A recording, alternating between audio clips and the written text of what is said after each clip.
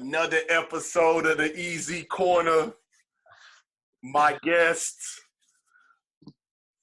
the bucket, the sniper, the number one player in the city of Houston, the Baylor commit, Morton Ranch, his guard, L.J Cryer, man. What's up, man? How you doing? Yeah, man, I'm good, man. I appreciate you coming out and doing the show. I appreciate you having me. Yeah, man, I got you, man. Just talk about your season this year, man. Historic numbers, averaging 35 a game, but I know that wasn't really your ultimate goal. Your ultimate goal was to achieve a state championship. But just talk about your season, and you just look back on your season and how'd you do? I felt like I played pretty well. At the end of the season, I felt like a little fatigued because I played a lot of minutes. But overall, I felt like I did pretty good. I want to go farther than the fourth round. I want to win a state championship this year. But, it looks like no one's going to be a state champ this year anyway. So, hey, it is what it is. Man, just talk about, man, what you worked on coming into this season, because I know you as a worker. At the end of the day, you breathe, eat, and sleep basketball. Like, I just think that the way that your competitive nature is built, it's real different. So what did you work on to improve on your game? Really, I worked a lot on ball handling, scoring through double teams. So I knew I was going to get some double teams. Just worked on seeing a lot of different defenses in practice and stuff. So when it came to the game, I wouldn't be so shocked. Like, I knew what was coming. Worked on a lot of catch and shoot, shooting off the dribble. Just trying to, like, get the ball in my shot pocket off a move as fast as I could so I can get my shot off this year. So, the work I put in, it showed. Man, this year I just feel like you took it to another level. Like, there was times down the court where I just felt like every play was called for you. Like, how do you, condition yourself to know that you have to take, like, a load of shots? Because to me, that gets tiring. Everybody just thinks that you're shooting just to shoot, but no. The plays are actually called for you to get the ball and try to go get a bucket. Just talk about, like, the workload that you had. It's a lot. I felt like I was able to handle it pretty well. I was up for the challenge. I knew I was going to have to take a couple more shots than I did the past couple of years because Eddie was out and stuff, so I had to carry a bigger load. And I was just up for it. I felt like I was conditioned for it. I put in a lot of work for it. Every time I shoot the ball, I feel like it's going in. So, hey, I ain't mind taking some more shots. Man, talk about Coach Turner and the whole Morton Ranch staff, what they meant to you. Because at the end of the day, you basically never really fell off. To me, like, you came in as one of the best freshmen, and you walked out as the best senior in the city of Houston. Just talk about walking into Morton Ranch and them allowing you from the jump to play your game. When I first got there, my biggest thing was just changing the culture because it wasn't really like a winning program. So I came in there, me and a couple of the other players, we bumped heads sometimes, but it was just because I was so competitive and I just had to change that losing mindset they had. Like, in practice, we got to get after it. So, like, they just let me be me throughout the 4 years. They trusted me with the ball. They let me call the plays whenever I wanted to. They just let me be me. So I appreciate them for that. Man, talk about your relationship with your backcourt mate, Mr. Wesley Sellers, because when I believe, like, to me, I compare it to a Kobe and Derek Fisher relationship. That's how you and Wesley Sellers is. Like, it got to a point where that I believe that you guys didn't have to really say anything to each other. You guys just give this certain look, and you guys just know where you guys are on the floor. Like, when it comes to a fast break drill, there is no two in this city that I think runs a more beautiful fast break when y'all just running down the lanes. He knows where to find him. You know where to find him. Talk about that relationship and how it's built. We met each other in, like, 6th grade, and that's when we started playing AAU together. So just that chemistry has been built over a long period of time. We're cool off the court as well as on the court, so that helps too. But just practicing with each other every day, playing with each other every day since 6th grade, like, I mean, that's where it all comes from. Because he was a guy that actually, when, like I said, they let you do your thing. He played varsity with you as a freshman. So having him there that whole time and that whole ride, like he's seen the best games or the worst games that you had. Having him there, how much has he really meant to you? Nah, he's meant a lot because, like, after a bad game, he can tell, like, when I'm, like, frustrated or something. So, like, he'll tell me, like, man, get in that gym, you'll be all right and stuff. Like, he's always there to pick me up. He's never, like, someone to be jealous of my accomplishments. Like, he always, like, praises me for everything I do good. He lets me know, like, when I'm doing bad. Like, so, I mean, he has a lot of respect for me, and I have a lot of respect for him. He's just a great teammate. Talk about the big fella, Mr. Eddie Lampkins. I feel like that whole dynamic changed when he arrived at Morton Ranch. You guys played in some big games together. What's the biggest misconception that you believe that misconceptions that's not true about Eddie? Because at the end of the day, like we see the potential, we see the size, we see the passing ability. But what's the biggest misconception that people get twisted about Mr. Eddie Lampkins? I don't know what people get twisted because I don't really like pay attention to what other people say. But I feel like he's very vocal. I mean, that's obvious. I mean, he's a great teammate. That's what I feel is like the biggest part of his game. He's fun to be around. He's uplifting. He's real competitive. Practice and stuff, he'll get it going. So I mean, you need someone like that on your team.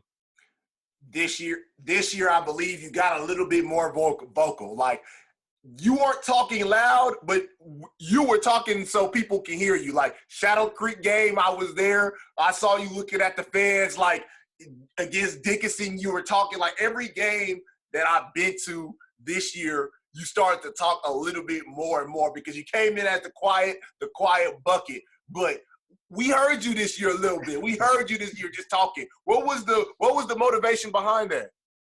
I mean, it's just like confidence, really. Like, when you spend a lot of hours in the gym, and then when you get in the game and you see the ball going in, you just gotta let the person know who guard you. Like, they can't check you. So I mean, and then I always hear like stuff from the fans. Like the fans will try to heckle me or something, but I let them know too.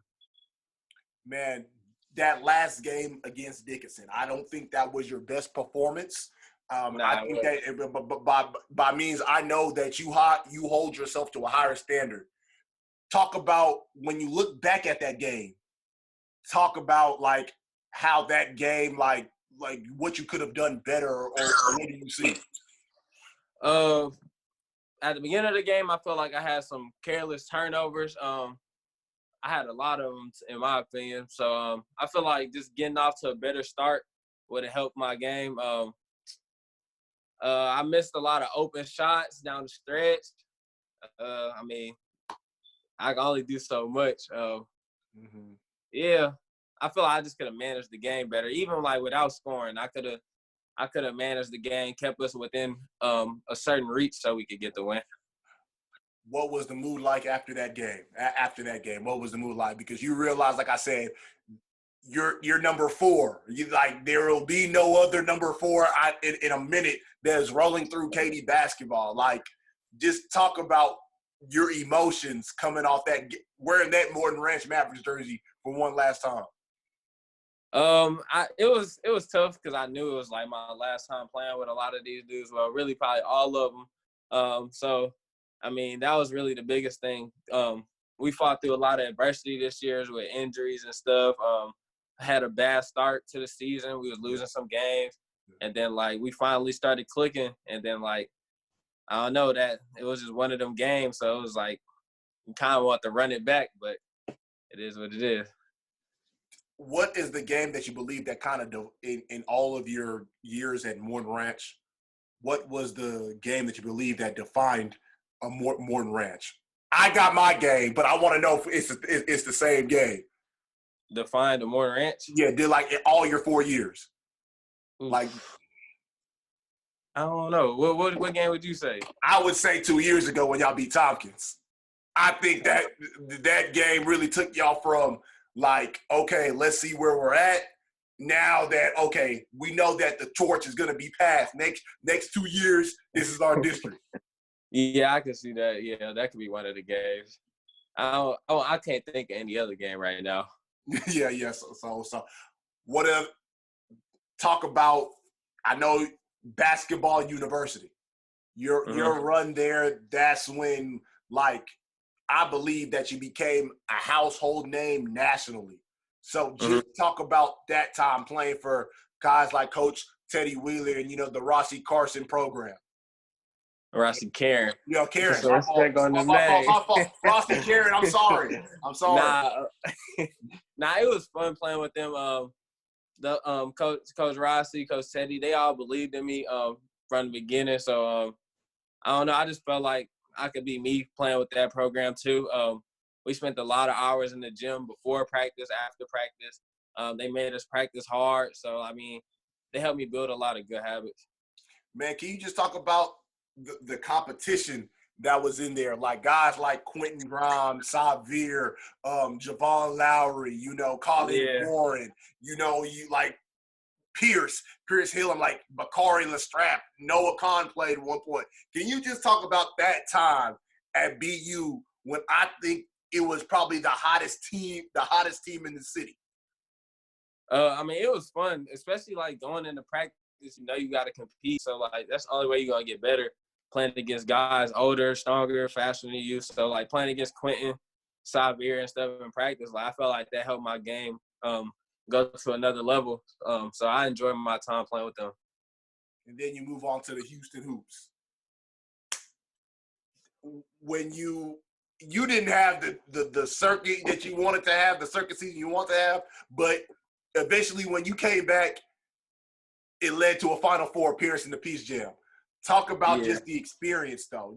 Just knowing that I believe in my estimation, if you play the whole circuit, even though there's no McDonald's All-American game this year, you would have been in it. That's my especially in Houston, you would have been in a McDonald's All-American. There is no way.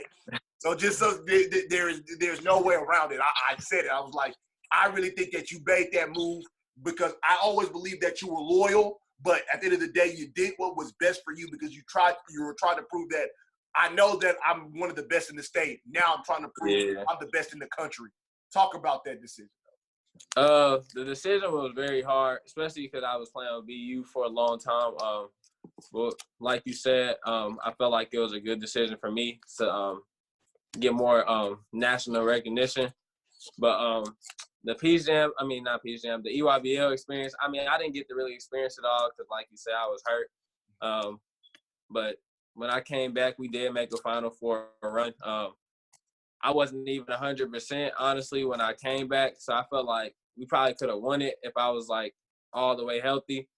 But, I went out there and did what I could do.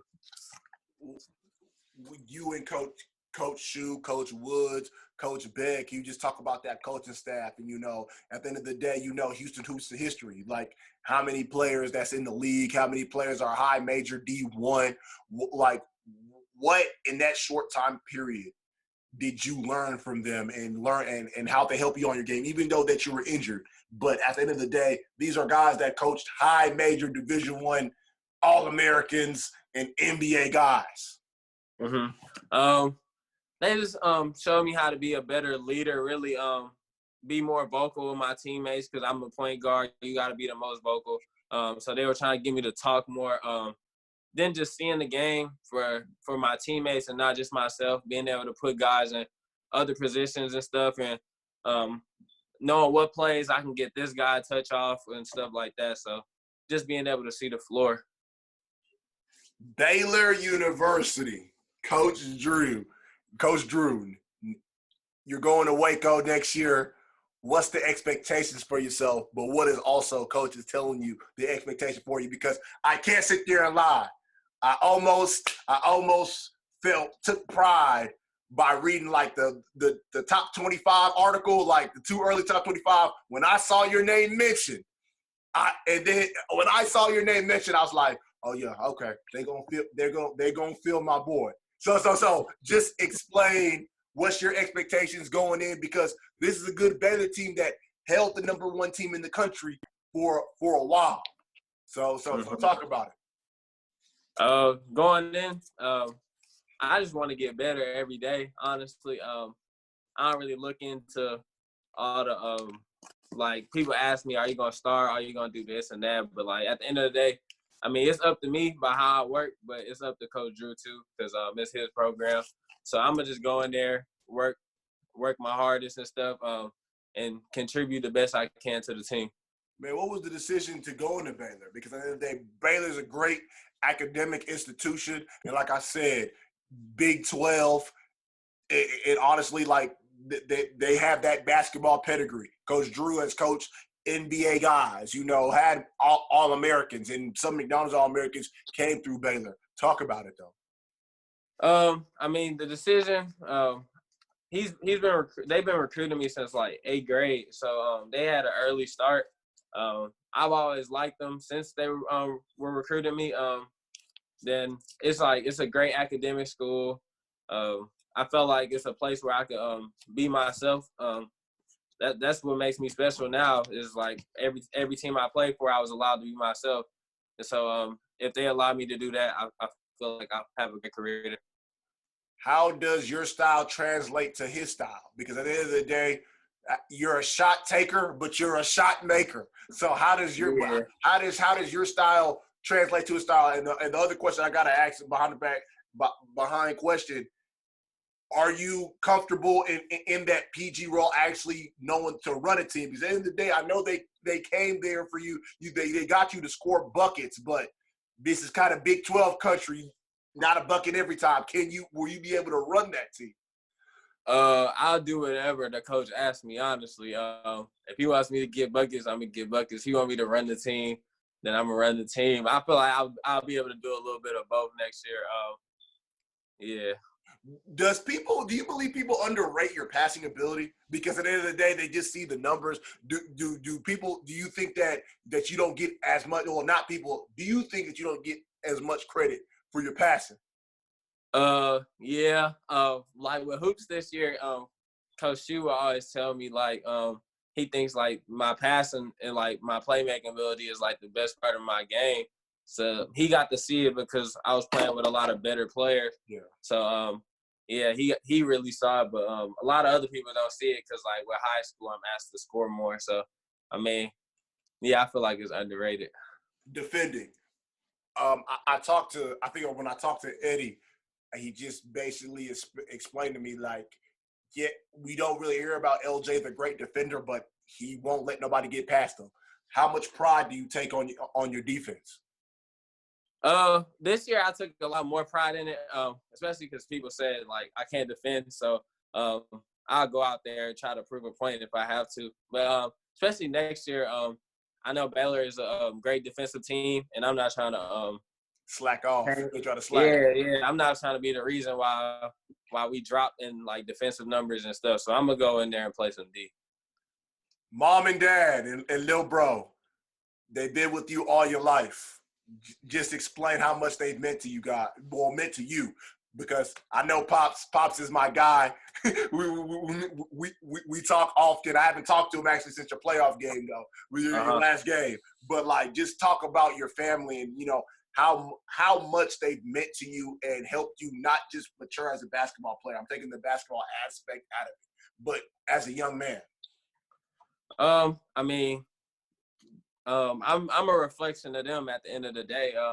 The way I carry myself off the court, on the court, like I feel like I'm real classy. So I'm a very respectful young man. So I mean, it's just a reflection of them. At the end of the day, I feel like they did a good job raising me, as well as my brother.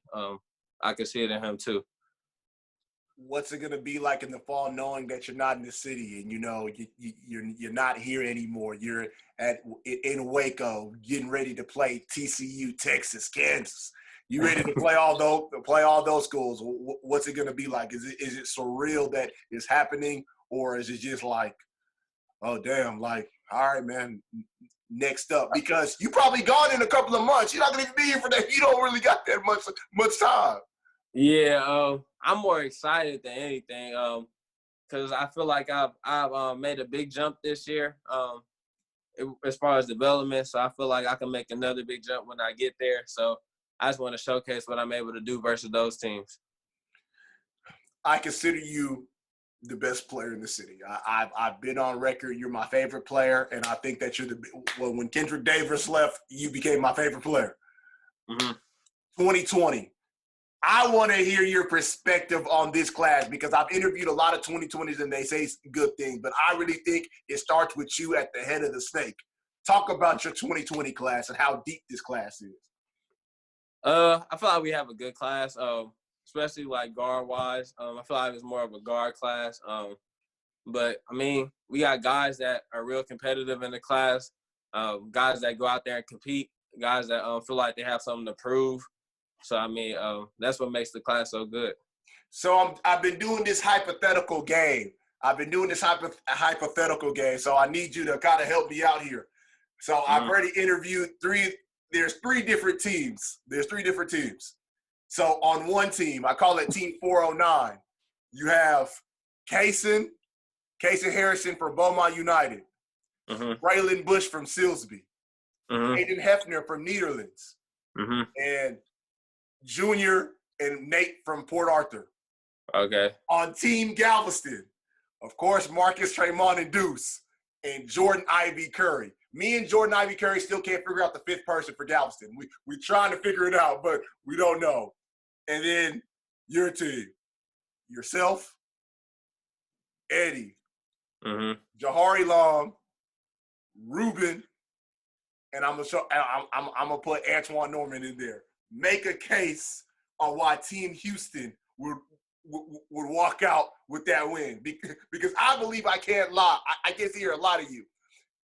I think Team Beaumont is more positioned than you guys because. Wait, you talking about 409? Yeah, Team 409. No, sir. No, Hey, the only reason why I say that, but listen to me, because Kaysen, he just wants to pass. Braylon can score.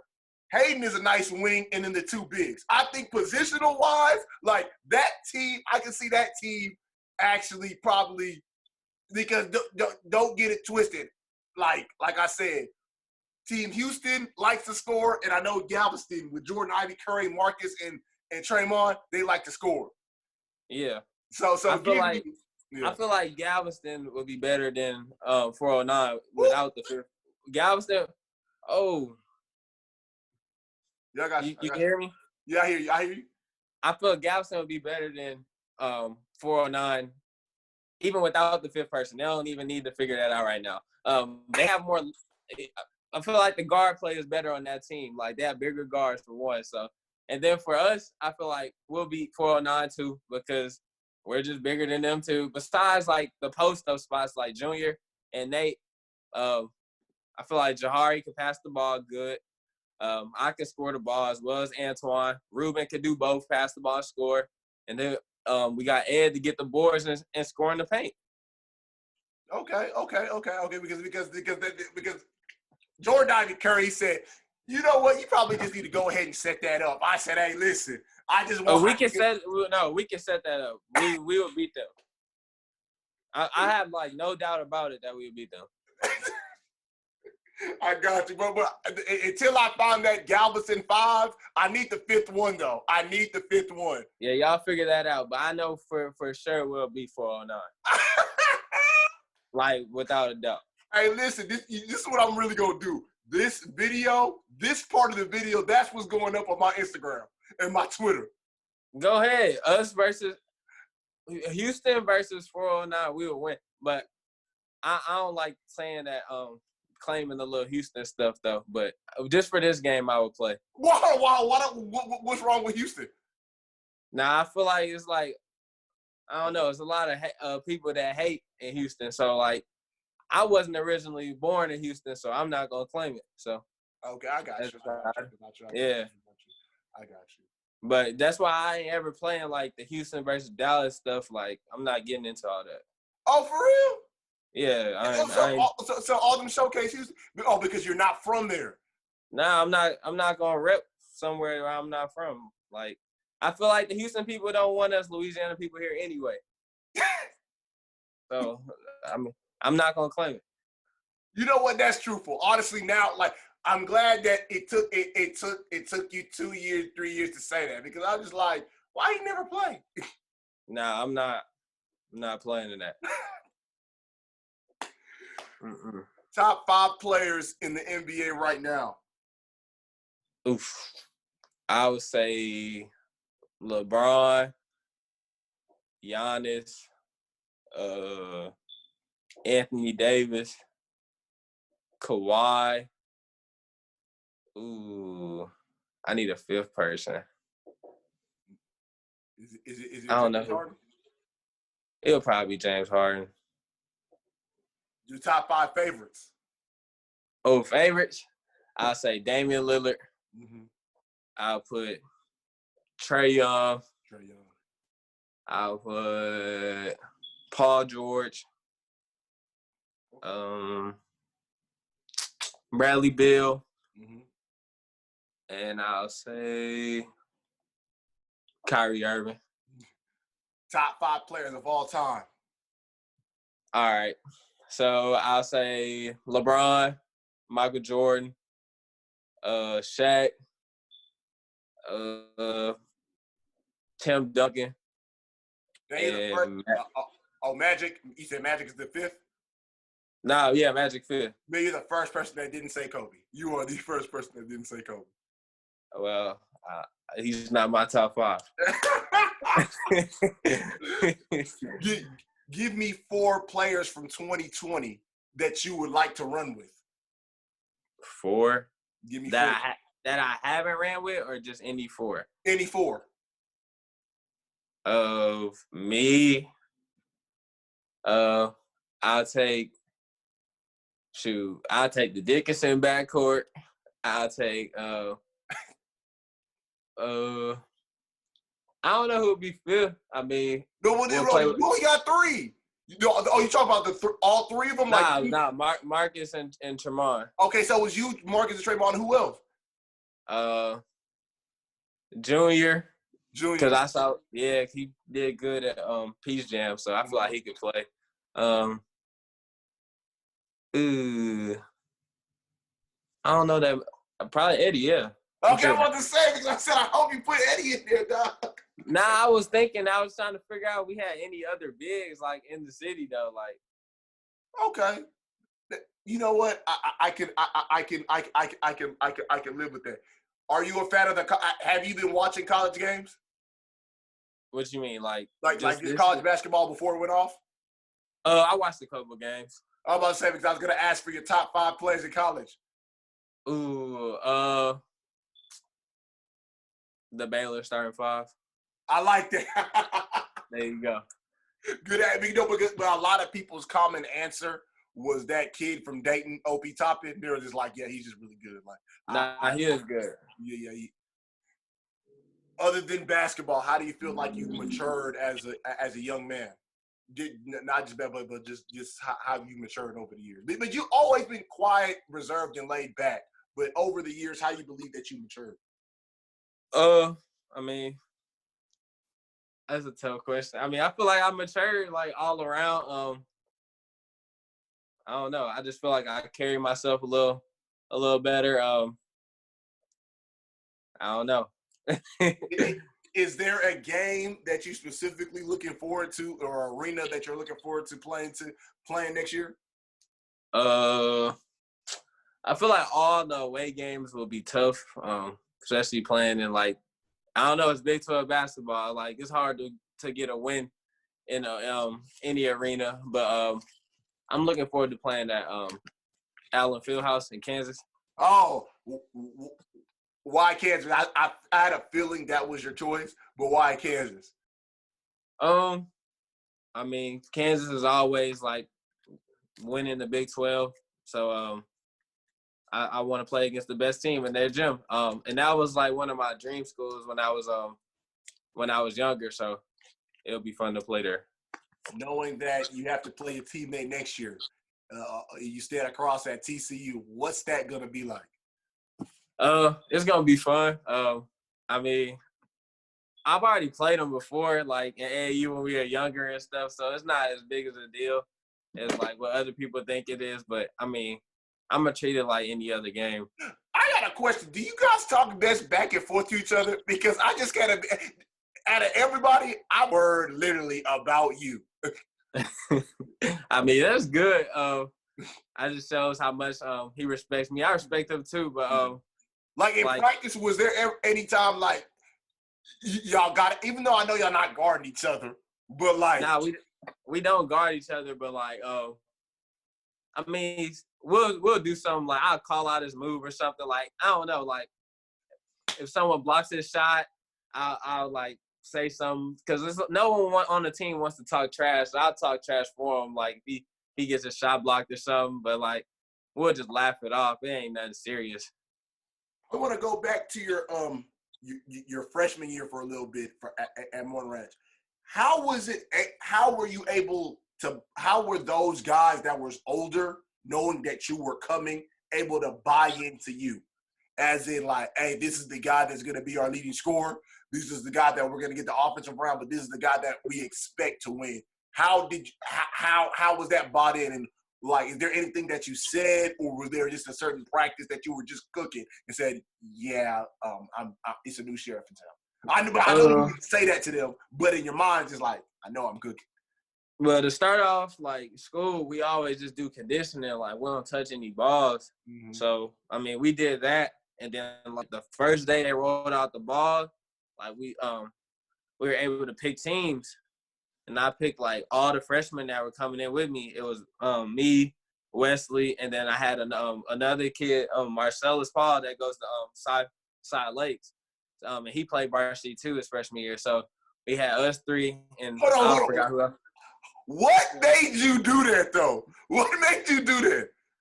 I mean, because that's who I'm rolling with. I know they was going to play hard. Like, the other dudes, I mean, that was there before us, like, they went 5-25. Like, I was like, I don't want that on my team. So, I picked the guy. I'm for real. Like, bro, like, really, though, as a freshman, bro, like, you were saying 5-25, I don't want that on my No, like we had to change the mindset. Like we had a new coach and everything, so it's like it's a fresh start. And I was like, this is gonna start with us. So we went in there. We were scrimmaging. We were picking up full court, like fouling. They was like, man, and then we was talking trash. Then like they was wanting to fight us like after the practice and everything. But it was like, what's up? So I mean, they saw how serious we were like about it. So I mean. After that practice, they bought in like that we really trying to win. No, but this is the thing. It's like it wasn't no question. It's just like we here now. Like to me, that was your mindset. Like we here now. It's okay, dog. Like relax. Yeah, Coach Turner has said. What you were saying? No, I would say something because it's funny that you say that team was 5-25. I actually watched that team's first game of the season of the 5-25 season because they played Elkins, and that was the year Elkins went to state, and I want to say they smacked them like 93-46. Yeah, it was something like that. I remember seeing that too. Yeah. So I was just like, you really didn't want 5-25, like, wow, bro. Yeah, Coach Turner used to call us the bad boys when we walked in, like how Isaiah Thomas and them were. Yeah. So, yeah, he was saying that's who we reminded him of. And then, like, as far as, like, taking on the scoring load and stuff as a freshman, I really didn't have to say too much to do that. Like, I just went out there and played.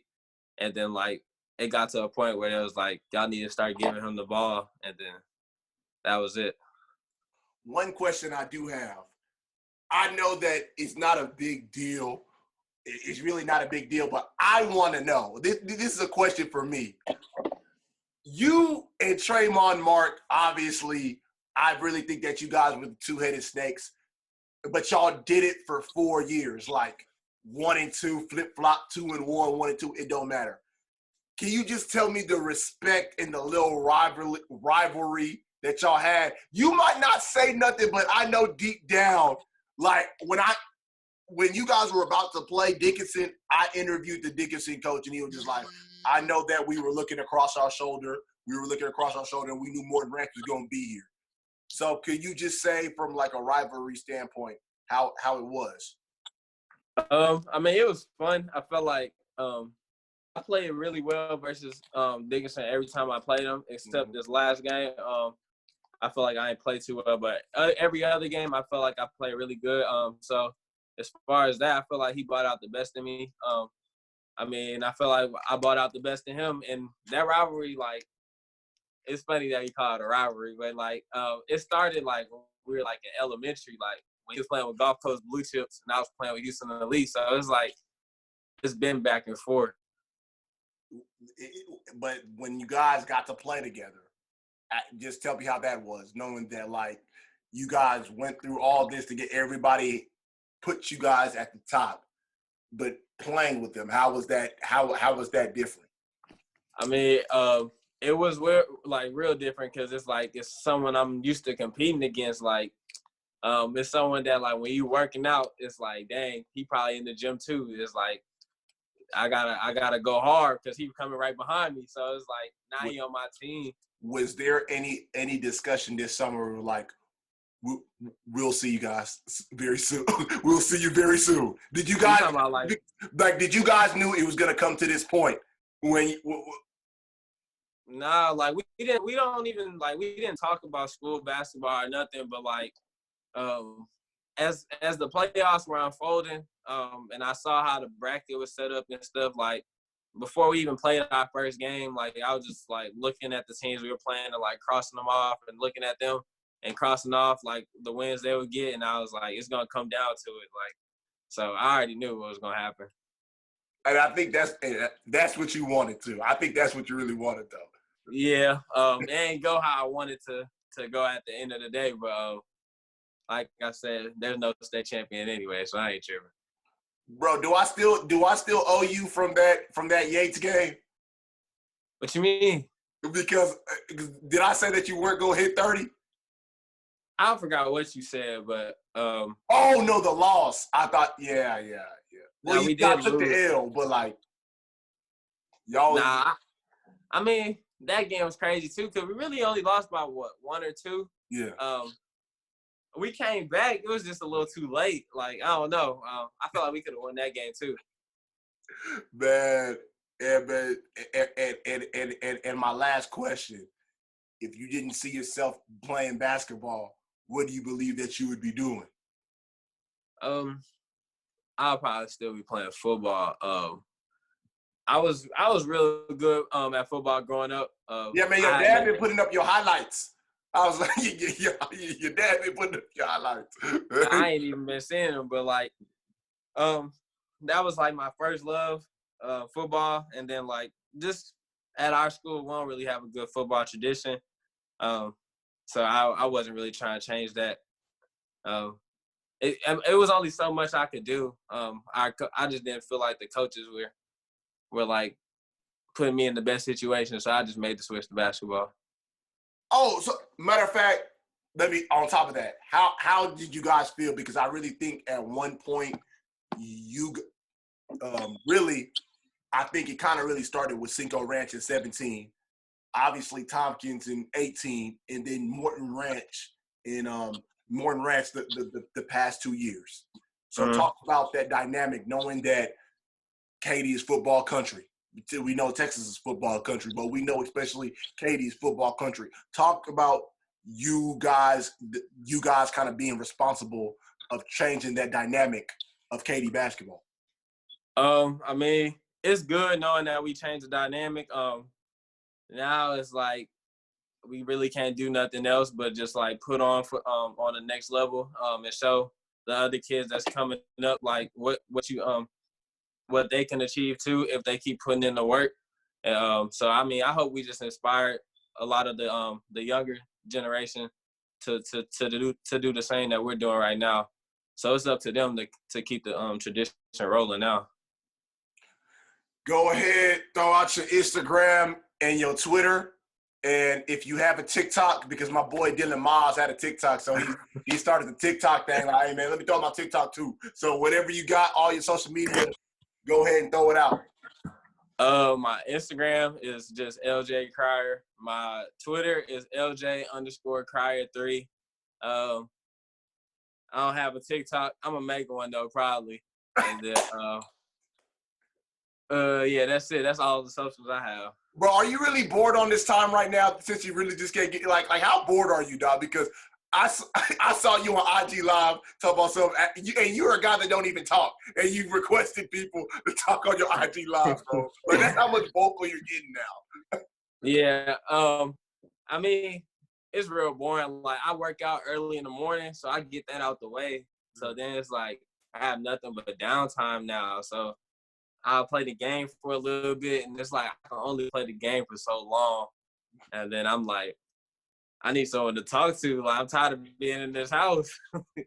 So, I mean, I just try to entertain myself. Man, I got you, man. I appreciate you being on the easy corner.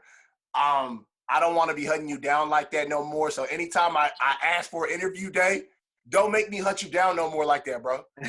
just say, I'd rather you just text me and say, hey, I can't do it today, but this is when I could do it. Hey, man. I understand that. I understand you going to Baylor, but don't big time the little people, bro. Nah, I ain't big time you, man. You got your interview. But hey, listen, I still want my interview when you're at Baylor, too. I got you. All right, man. I appreciate it. I am the Easy Corner. Follow me on Easy Corner on Instagram, the Easy Corner, Twitter, Easy_Corner1.